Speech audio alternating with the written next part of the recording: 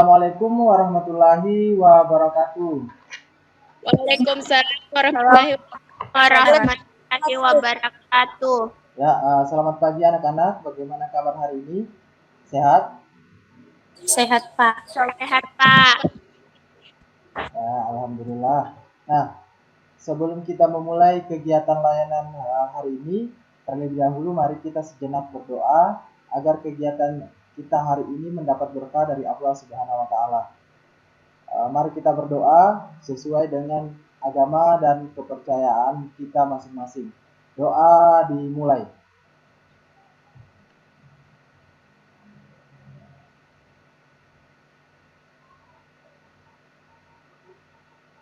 Amin. Ya, doa selesai. Bapak mengucapkan selamat bergabung dalam room layanan secara virtual. Jadi sesuai dengan kesepakatan kita bahwa hari ini kita akan melaksanakan kegiatan layanan bimbingan kelompok secara virtual. Oke, saya cek dulu kehadirannya ya. Wahyuni hadir ya. Anissa, Mifta, Sarah, dan Miftamillah. Oke, lengkap ya.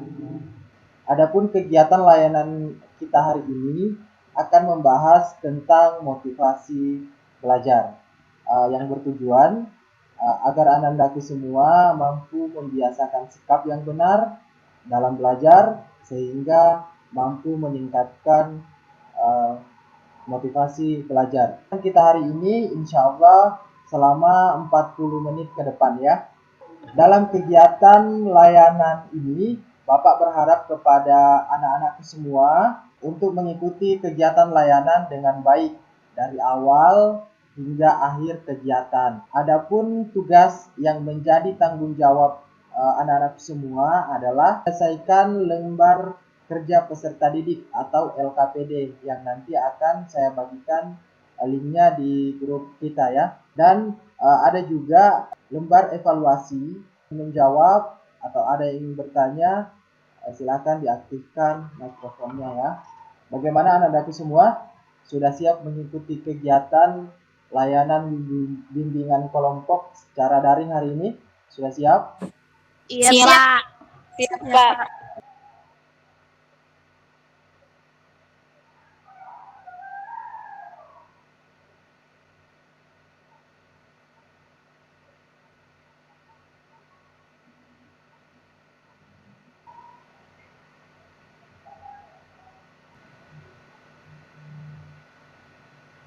Apa itu motivasi belajar? Jadi, motivasi belajar itu adalah penggerak yang timbul dari dalam diri maupun dari luar diri seseorang untuk melakukan sesuatu yang akan menimbulkan kegiatan belajar dan memberikan arah pada kegiatan belajar. Motivasi sebagai penggerak dimaksudkan sebagai dorongan yang menimbulkan keinginan-keinginan. Jadi seperti ingin tahu, ingin sukses. Kemudian motivasi belajar merupakan penggerak yang akan menimbulkan kegiatan belajar. Kegiatan belajar di sini meliputi kegiatan mendengarkan, menyimak, dan mengerjakan tugas materi pelajaran pada pencapaian tujuan belajar, yakni mengerti, memahami, dan terampil terhadap apa yang telah dipelajari. Nah, sampai di sini sudah paham anak-anak? Sudah Iya, paham? Pak. Iya, Pak. Jenis-jenis motivasi belajar. Jenis-jenis motivasi belajar yang pertama adalah motivasi intrinsik. Nah, yang kedua motivasi ekstrinsik. Nah, motivasi ini timbul akibat pengaruh dari luar individu atau pengaruh dari orang lain. Sudah paham? Pak. Oke. Suaranya agak putus-putus nah ya. Faktor-faktor yang mempengaruhi belajar. Satu, faktor internal. Yang kedua adalah faktor eksternal. Nah, setelah kita mengetahui faktor-faktor yang mempengaruhi belajar, sekarang kita akan masuk pada faktor-faktor yang mempengaruhi motivasi belajar. Yang pertama adalah karena adanya cita-cita, kemampuan. Yang ketiga, kondisi siswa dan lingkungan.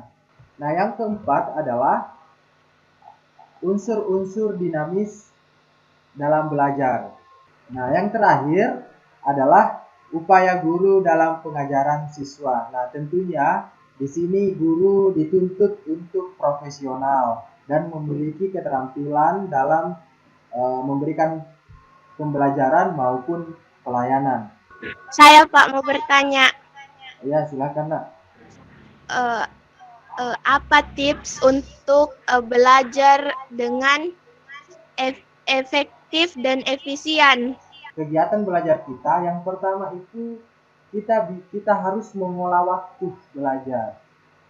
Ya, jadi membuat agenda belajar, mengolah waktu belajarnya atau membuat agenda belajar. Kita mendiskusikan hal apa saja yang Ananda bisa lakukan untuk dapat meningkatkan motivasi belajarnya ya. Itu mencari tempat-tempat yang sunyi agar dapat fokus dalam belajar. Buat agenda belajar, Pak. Saya Pak, Ya, silakan Nawayuni. menentukan gaya belajar, membuat agenda belajar, menghindari gangguan dari lingkungan, mencari suasana yang tepat. Yaitu mampu memberikan dorongan serta penguatan kepada siswa dengan tujuan untuk menumbuhkan potensi dan yaitu hindari gangguan selama belajar, belajar dalam suasana yang baik, tetaplah termotivasi dan buatlah agenda belajar. Itu, Pak. Ya, hal-hal yang bisa dilakukan dalam meningkatkan motivasi belajar pertama adalah membuat agenda belajar. Yang kedua, menentukan gaya belajar ya. Dan yang ketiga adalah dengan istirahat yang cukup, menghindari gangguan belajar. Dan yang terakhir adalah belajar bersama teman. Saya minta kepada Anandaku semua untuk memberikan refleksinya terkait dengan kegiatan layanan kita hari ini. Saya Pak, yang saya dapatkan hari ini yaitu mengetahui apa saja yang dapat memotivasi untuk belajar, penyebab-penyebab dalam belajar, itu yang saya dapat Pak. Untuk meningkatkan motivasi belajar untuk diri sendiri, itu diperlukan niat dan kemauan kuat untuk berusaha. Anak-anakku semua bisa sukses di masa depan. Untuk kegiatan kita selanjutnya, kita akan bahas kembali dan kita akan membuat kesepakatan. Jadi layanan kita hari ini akan segera berakhir. Bapak mengucapkan terima kasih kepada anak-anakku semua telah mengikuti kegiatan layanan bimbingan kelompok secara virtual hari ini. Saya kira kegiatan kita hari ini sudah cukup. Sekali lagi saya mengucapkan terima kasih banyak untuk anak-anakku semua yang telah mengikuti kegiatan layanan bimbingan kelompok secara virtual. Saya akhiri dengan ucapan wabillahi taufiq wal hidayah. Wassalamualaikum warahmatullahi wabarakatuh. Waalaikumsalam warahmatullahi wabarakatuh. Waalaikumsalam warahmatullahi wabarakatuh.